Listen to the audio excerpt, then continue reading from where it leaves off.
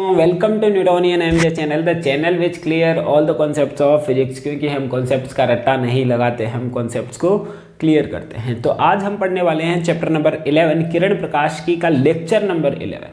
ठीक है, चैप्टर भी 11 और लेक्चर भी 11। तो आज का अपना टॉपिक है प्रिज्म में अपवर्तन।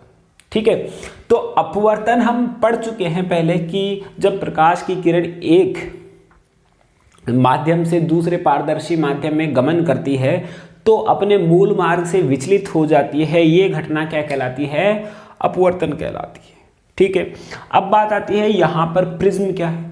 तो प्रिज्म एक कांच का पारदर्शी माध्यम होता है पिरामिड आकार का, जो कि त्रिभुज के आकार का होता है।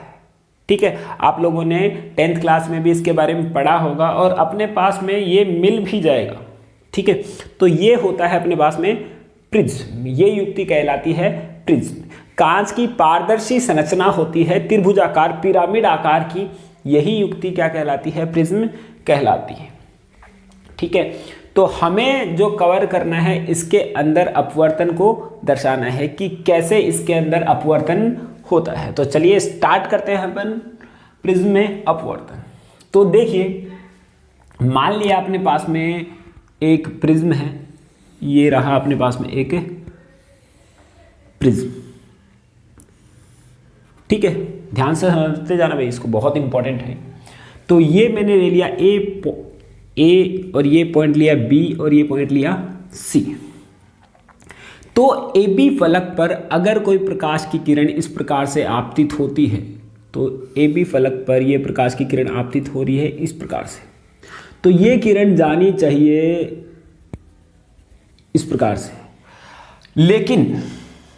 लेकिन हम जानते हैं कि ये तो माध्यम 1 है। ये क्या है अपने पास में? माध्यम 1 है, जो कि विरल है, विरल माध्यम है और जिसका अपवर्तनांक n1 है। जिसका अपवर्तनांक क्या है? n1 है। और ये माध्यम 2 है, माध्यम 2 जिसका अपवर्तनांक n2 है, जो कि सघन माध्यम।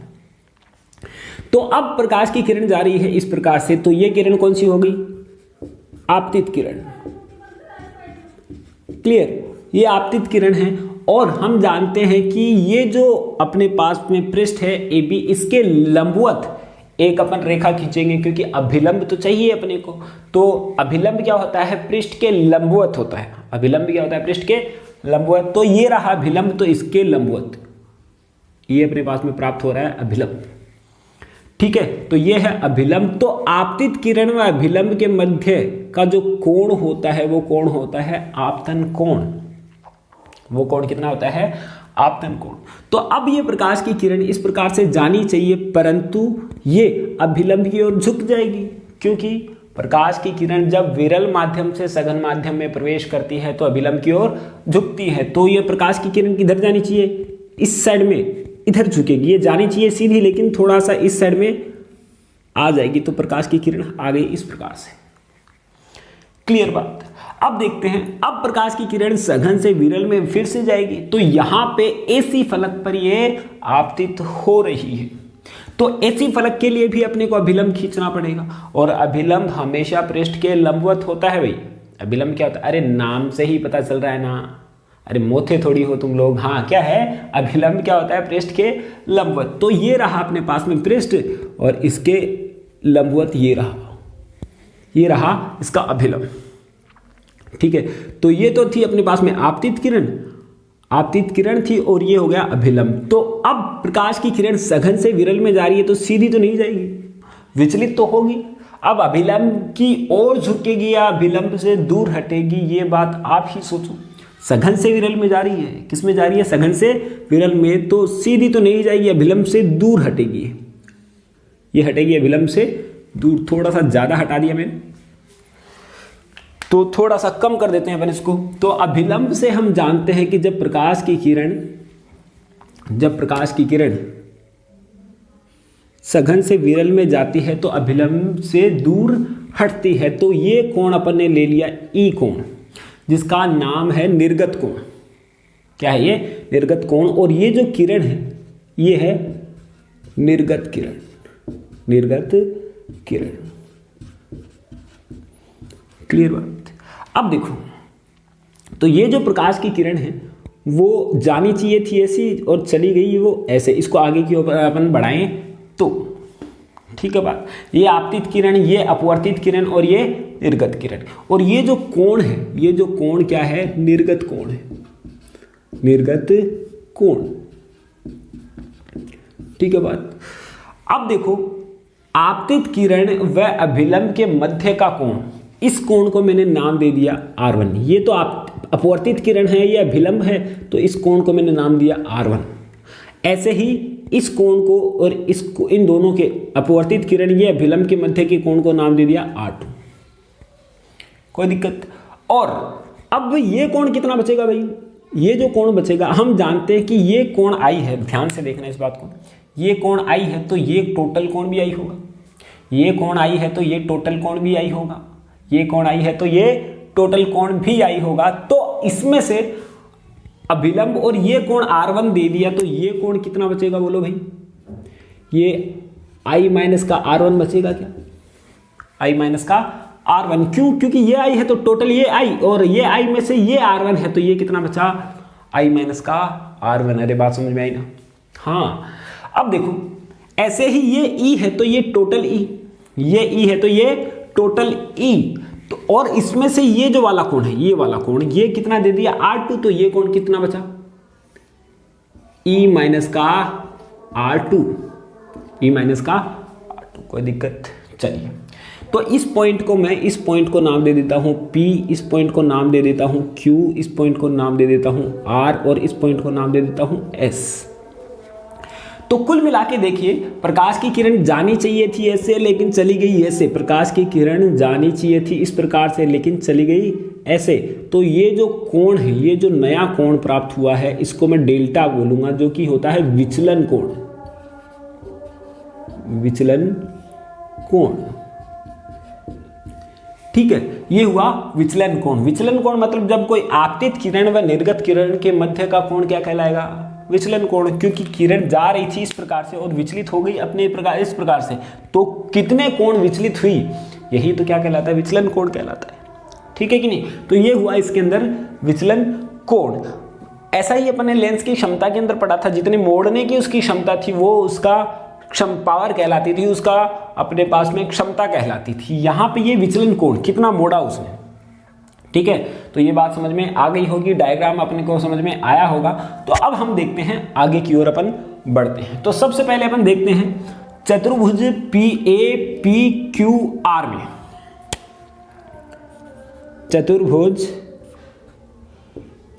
APQR में, इस चतुर्भुज की अगर बात की जाए तो कोण A प्लस कोण P प्लस का कोण Q प्लस का कोण R किसके बराबर होगा बेटा, 180 नहीं, 360 डिग्री के बराबर होगा। ये 360 डिग्री, ये आया 360 डिग्री। क्लियर बात। अब यहां पे तुम देखो, यहां पे अगर मैं बात करूं, कोण A अपने को मालूम नहीं है परंतु कोण P अपने को मालूम है। देखो कैसे, हमें पता है कि कोण जो एक तो पृष्ठ ये है और ये अपने पास में अभिलंब, इन दोनों के मध्य का कोण ही तो है ये। तो अभिलंब तो पृष्ठ के साथ हमेशा 90 डिग्री का कोण बनाता है। तो देखो ये तो इस प्रकार से और ये इस प्रकार से, तो ये कोण हमेशा 90 डिग्री होगा इसके। ये देखो ये कोण क्या होगा इसके, 90 डिग्री होगा, क्योंकि अभिलंब है तो पृष्ठ के साथ हमेशा क्या बनाएगा, 90 डिग्री का कोण बनाएगा। तो कोण P का मान होगा 90 डिग्री। तो ये कोण हुआ 90 डिग्री प्लस कोण Q का मान भी अपने को मालूम नहीं है, तो ये लिखा अपने कोण Q प्लस का ये कोण R का मान भी 90 डिग्री। क्लियर बात। अब देखो यहाँ पे ये 90 डिग्री हो गया, ये 90 डिग्री हो गया, तो ये आया 360 डिग्री। अब यहाँ से आगे क्लियर अपन करेंगे तो ये आता है कोण A प्लस कोण Q बराबर, ये 360 में से अगर ये चला जाएगा तो कितना बचेगा, 180 डिग्री बचेगा भाई। ये आया समीकरण नंबर एकम, समीकरण नंबर एकम प्राप्त कर लिया है आपने। अब बात करते हैं अपन द्वितीय समीकरण की, तो वो अपन कैसे ज्ञात करेंगे। अब देखो त्रिभुज के अंदर त्रिभुज P क्यू आर के अंदर, इस बार ये वाली लाइन, त्रिभुज पी क्यू आर में, त्रिभुज पी क्यू आर में, त्रिभुज पी क्यू आर के अंदर कोण R1 प्लस का कोण R2 प्लस का कोण Q बराबर 180 डिग्री, क्योंकि तीनों कोणों का किसी भी त्रिभुज के तीनों कोणों का योग कितना होता है बेटा 180 डिग्री। तो मैं यहाँ पे लिख पाऊंगा कोण R1 प्लस का कोण R2 प्लस कोण Q बराबर कितना यहाँ 180 डिग्री। बोलो ठीक बात, ठीक है ना। तो यहाँ पे ये अपन ने देखा। तो अब देखो समीकरण, इसको नाम दे देता हूं मैं 2, इसको नाम दे दिया अपन ने समीकरण नंबर 2। तो समीकरण 1 व 2 से, समीकरण 1 व 2 से, समीकरण 1 व 2 से तुम देखो क्या होना चाहिए यहां, समीकरण 1 व 2 से। तो यहां पे इन दोनों समीकरणों का LHS इक्वल है तो RHS इक्वल है, तो दोनों का LHS भी क्या होना चाहिए, इक्वल होना चाहिए। तो मैं लिख सकता हूं कोण A प्लस का कोण Q बराबर कोण R1 प्लस का कोण R2 प्लस कोण Q। अरे सत्य है ना ये, देखो तो यहां से कोण Q से तो कोण Q चलता बना अपने घर।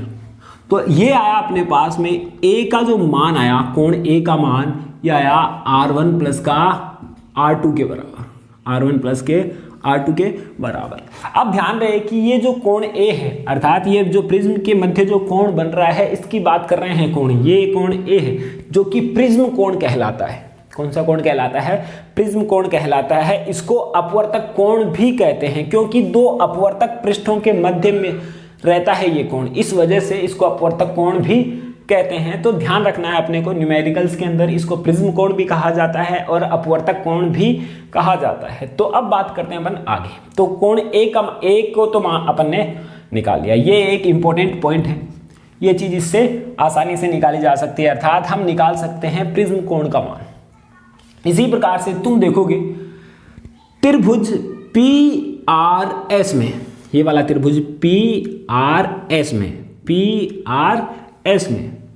त्रिभुज PRS में क्या डेल्टा बहिष्कोण है? देखो तुम, डेल्टा क्या है, बहिष्कोण, डेल्टा बहिष्कोण है, डेल्टा बहिष्कोण है। जब बहिष्कोण है तो अपन बार बार पढ़ चुके हैं ये बात, ये तीसरी बार आ रही है इसी लेक्चर के, इसी चैप्टर के अंदर, तो तीसरी बार आती है। तो अपन जानते हैं कि बहिष्कोण का मतलब दो अंतः कोणों के योग के बराबर। तो मैं इसको लिखूंगा डेल्टा बराबर, डेल्टा क्या है, विचलन कोण, डेल्टा क्या है भाई, ये विचलन कोण है। तो डेल्टा बराबर अंतः कोण, एक तो I माइनस का R1 है और एक E माइनस का R2 है। बोलो अंतः कोण, ये वाला त्रिभुज देखो, यहां से मैं थोड़ा सा ये दिखा देता हूं आप लोगों को, ये वाला कोण है, P पॉइंट है ये, और ये पॉइंट रहा R, और ये रही रेखा और ये रही, तो ये है डेल्टा। तो ये कोण कितना, I माइनस का R1 और ये कोण E माइनस का R2, यही तो है। तो यहां पे इस कोण की बात कर रहे हैं, तो ये कितना आएगा, I माइनस का R1 प्लस E माइनस का R2। तो इसको हम ऐसा लिख सकते हैं कि डेल्टा बराबर I प्लस का E माइनस R1 प्लस का R2 लिख देता हूं। और R1 प्लस का R2 तो किसके बराबर है, A के बराबर है। तो मैं इसको लिख सकता हूं I प्लस का E बट माइनस का A। तो ये भी एक बहुत इंपॉर्टेंट पॉइंट आता है, सबसे इंपॉर्टेंट पॉइंट यही है। इसके अंदर हम क्या कर सकते हैं, इस इक्वेशन की हेल्प से, इस इक्वेशन की हेल्प से हम विचलन कोण का मान ज्ञात कर सकते हैं, और ये अपना मेन उद्देश्य होना चाहिए। लेकिन हमें क्या करना है, अपवर्तन को दर्शाना है। क्या दर्शाना है, अपवर्तन को दर्शाना है। अपवर्तन को दर्शाना है, इसका मतलब अपने को स्नेल का नियम लगाना है भाई। क्या लगाना है, स्नेल का नियम अपने को लगाना ही लगाना है, चाहे कंडीशन लगा के लगाएं, चाहे किसी भी प्रकार से लगाएं, अपने को स्नेल का नियम लगाना है। n2 बराबर sin i बटे sin r आना चाहिए। और इसकी मेन जो लाइन है, मेन जो पॉइंट है वो यही है। मेन पॉइंट क्या है, विचलन कोण अपन आसानी से निकाल सकते हैं। अब बिना कंडीशन के लगाए अपन ने कर सकते हैं, लेकिन अब अपवर्तन लगाने के लिए, अपवर्तन को निकालने के लिए हमें कंडीशन लगानी पड़ेगी, क्योंकि अपन ने देखा था साइन आई और साइन आर को अल्प माना था। ठीक है, यहां पे भी अपने को क्या करना पड़ेगा, कंडीशन लगाएंगे। तो कंडीशन लगाते हैं, जब न्यूनतम विचलन हो,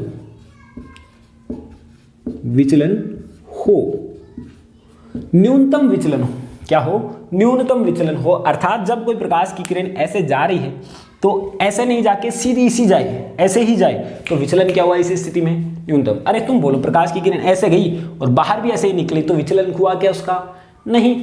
उस कंडीशन में क्या होगा, आई बराबर तो कितना होगा, ई, जितना आपतन कोण होगा उतना ही तो निर्गत कोण होगा, जितना आपतन कोण होगा उतना ही निर्गत कोण।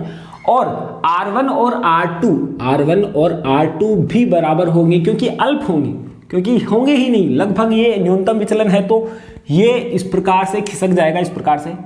तो यहाँ पे R1 और R2 बहुत अल्प प्राप्त होंगे, छोटे प्राप्त होंगे, इसलिए बराबर मान लेते हैं अपने इसको, जो कि R के बराबर अपन ने मान लिया। क्यों भाई ऐसा क्यों कर रहे हैं अपन, क्योंकि हमें स्नेल का नियम लगाना है, और स्नेल का नियम, स्नेल बाबा अपने को क्या बताता है, स्नेल बाबा बताता है कि पहले तो कोण आई को निकालो और कोण आर को निकालो, फिर बाद में मेरा जो समीकरण है ना n2 बराबर साइन आई बटे साइन आर वाला, उसके अंदर प्रसाद चढ़ा के जाओ। ठीक है, तो वही काम अपने को करना है, तो आई का मान निकालना है, कोण आर का मान निकालना है। चलिए ये काम अपन ने कर लिया। अब सबका नाम चेंज हो गया, आई बराबर ई है, R1 बराबर R2 है, तो ये डेल्टा पूरा मान जाएगा कि सबको तो बदल दिया, मैं परिवर्तित हो नहीं रहा हूं, तो इसको भी मैं मान लेता हूं, डेल्टा को मैं मान लेता हूं D minimum deviation angle, minimum deviation angle, इसको इंग्लिश में बोलेंगे मिनिमम डेविएशन एंगल। ठीक है, डेल्टा को अपन ने डीएम लिखा, डेल्टा लिख लो, डेल्टा एम लिख लो, कोई दिक्कत नहीं है, लेकिन डी ज्यादा अच्छा है, इस डेल्टा लिखने में थोड़ी सी परेशानी होती है, इसलिए डीएम लिख दिया। तो अब अपने पास में सारा मसाला तैयार है, तो ये इक्वेशन ले लेता हूं मैं 3, ये इक्वेशन ले लेता हूं 4। तो अब कोण आई निकालना अपने को, सबसे पहले तो कोण आई निकालना है और कोण आर निकालना है। तो समीकरण 3 से मैं क्या लिख सकता हूं, समीकरण 3 से क्या मैं ऐसा लिख सकता हूं, ए बराबर ये R1 और R2 तो कितना है, R1 और R2 बराबर है, R1 भी R के बराबर है, R2 भी R के बराबर है, तो 2R, A बराबर 2R। तो मैं क्या लिख सकता हूं, R बराबर A बाई 2, R बराबर A बाई 2। R का तो मान आ गया, अब I का मान निकालना है अपने को, तो समीकरण 4 से निकाल सकते हैं। समीकरण 4 से अपन क्या निकालेंगे, dm बराबर I प्लस का E, और I और E बराबर ही है, तो मैं क्या लिख दूं इसको, 2I माइनस का A। अरे बोलो लिख सकता हूं क्या, हाँ। तो यहां से मैं क्या लिख सकता हूं, I बराबर, इस जगह पे अगर मैं यहां पे लेके आता हूं माइनस को, तो dm प्लस का A बट्टे 2 हो जाएगा, तो ये आएगा dm प्लस का A बट्टे 2, ये वैल्यू आ जाएगी I की, क्या आएगी, ये वैल्यू आ जाएगी। अब देखो, अब मुझे पुटअप करना है, अब ये अपन ने निकाल लिया, I का मान निकाल लिया और R का मान भी निकाल लिया, I का मान निकाला और R का मान भी निकाला, तो स्नेल बाबा का नियम लगा दें। तो स्नेल बाबा अपने को बोलता है कि भाई n21 जो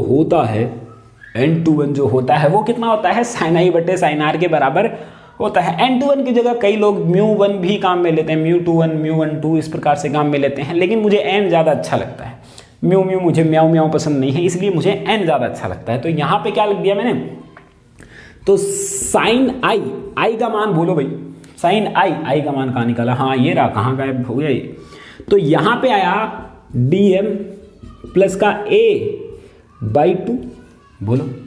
यहाँ से एक और आएगा अपने पास में, एक और r का मान, तो जो कि आएगा साइन a बाई 2, तो ये भी एक इंपॉर्टेंट रिलेशन आ गया है।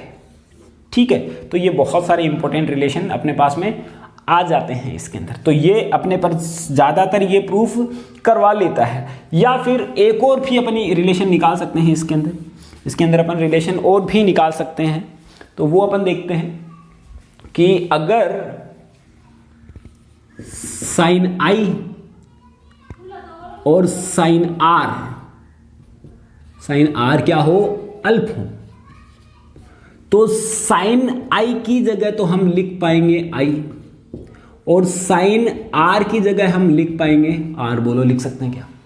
लिख सकते हैं, अपन लिखा है अपन ने पहले। तो हम क्या लिख सकते हैं इस समीकरण से, n21 बराबर साइन आई बटे साइन आर, ये तो अल्प है, तो यहां पे मैं n21 बराबर आई बटे आर लिख सकता हूं, आई बटे आर लिखा जा सकता है। तो यहां पे लिखा अपन ने n21 बराबर आई का मान कितना, dm प्लस का a बाई 2, तो ये लिखा अपन ने dm प्लस का a बाई 2 बटे a बाई 2, तो 2 से तो 2 कैंसिल आउट, तो यह आया n21 गुणा a बराबर dm प्लस का a।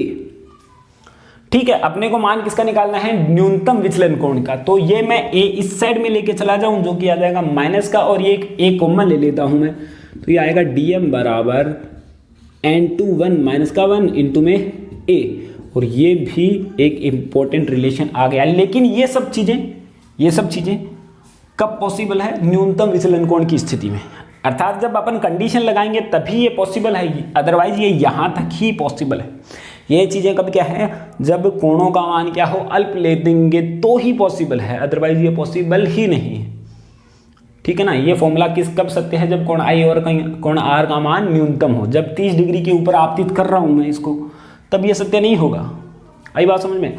जब 30 डिग्री के ऊपर आपतित कर रहा हूँ, 40 डिग्री पर आपतित कर रहा हूँ, तो ये बात सत्य नहीं होगी, बिल्कुल झूठ होगी। जब मैं बात कर रहा हूँ 1 डिग्री 2 डिग्री कोण पर, तब जाके अपन 3 डिग्री 5 डिग्री तक भी अपन मान लेते हैं, तब जाके ये फॉर्मूले अपन अप्लाई कर सकते हैं, अदरवाइज अपन इसको अप्लाई नहीं कर पाएंगे।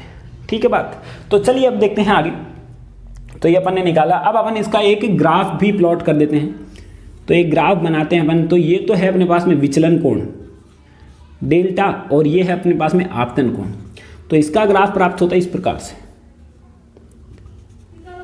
से इसका ग्राफ प्राप्त होता है। ये प्रैक्टिकल है, जब आप लोग प्रैक्टिकल करोगे तब आप लोगों को ये ग्राफ भी पता चलेगा। अभी यहाँ पे ये ग्राफ अपने को ज़्यादा पता नहीं बता सकते इसके बारे में, क्योंकि अपने को ये ग्राफिकल वैल्यू है, अपन प्रैक्टिकल करेंगे तभी आएगा ये ग्राफ, अदरवाइज क्योंकि विचलन कोण और आपतन कोण हम क्या करें, हमें क्या पता कि कितना आएगा।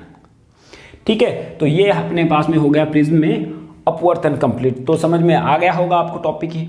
ठीक है, अरे आया ना, हाँ आया होगा। अब देखिए इसके